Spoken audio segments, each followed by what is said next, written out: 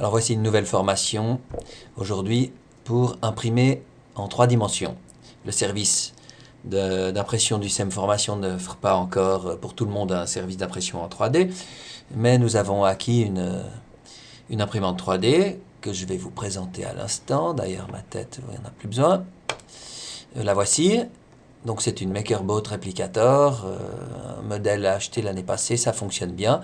Le principe est assez simple, on imprime avec du plastique sur cette surface plane qui est ici.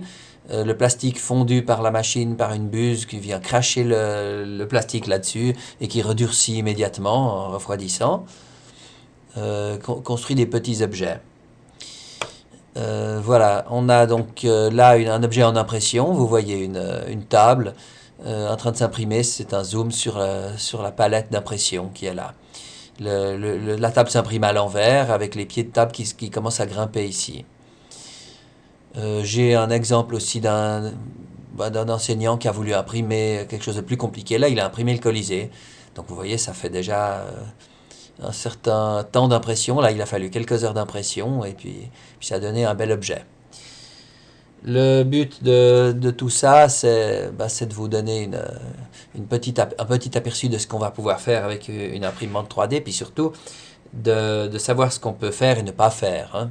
Bien sûr, il est impossible d'imprimer des objets dans le vide, n'est-ce pas? Les objets doivent être posés sur la table.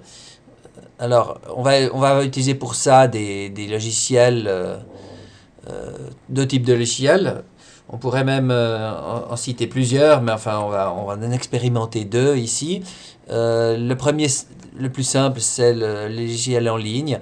Ici, on a choisi Tinkercad. Il s'agit d'un logiciel où on peut imprimer et concevoir, pardon, pas imprimer, d'abord concevoir l'objet en ligne sur un site web avec tout à la souris. Donc vous n'avez pas besoin de notions de géométrie bien compliquées, si ce n'est qu'il faut quand même comprendre ce que vous faites.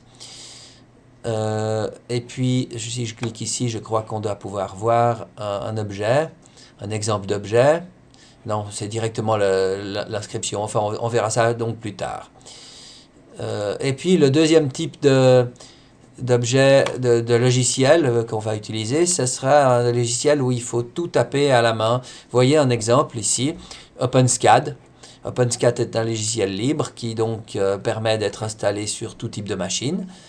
Et vous pouvez ici décrire, voyez cet exemple là, une hélice, avec le code ici, le code de l'objet que vous allez vouloir imprimer.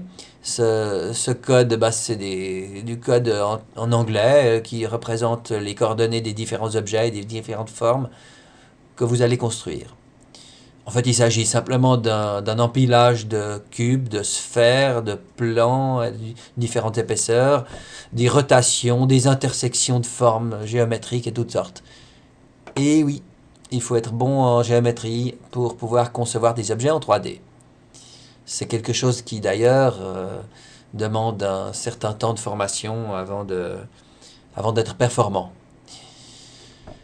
Alors, l'étape suivante, c'est peut-être de vous montrer un petit exemple. Alors, je vais juste ouvrir OpenSCAD qui doit être là. Voilà, OpenSCAD une fois qu'on l'ouvre.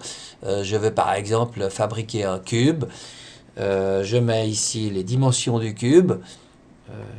Je sais pas, 10, 10, 10.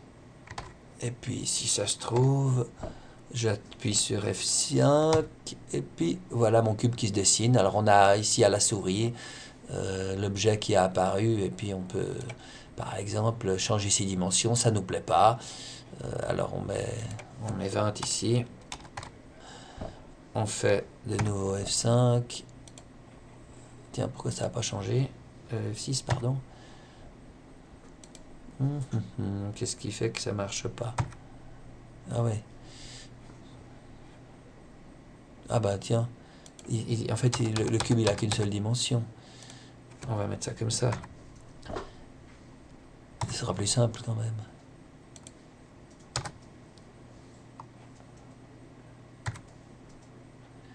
Évidemment, il n'y a pas de virgule. J'en fais des erreurs, hein. Voilà, mon cube de 20, il n'y a qu'une seule dimension. En fait, c'est pas un parallélépipède. Si j'ai pris un cube, il n'y a qu'une dimension, évidemment. Voilà, et puis ensuite, on peut évidemment les déplacer. Pour faire un déplacement, on peut faire un translate. Enfin bref, on verra ça dans le cours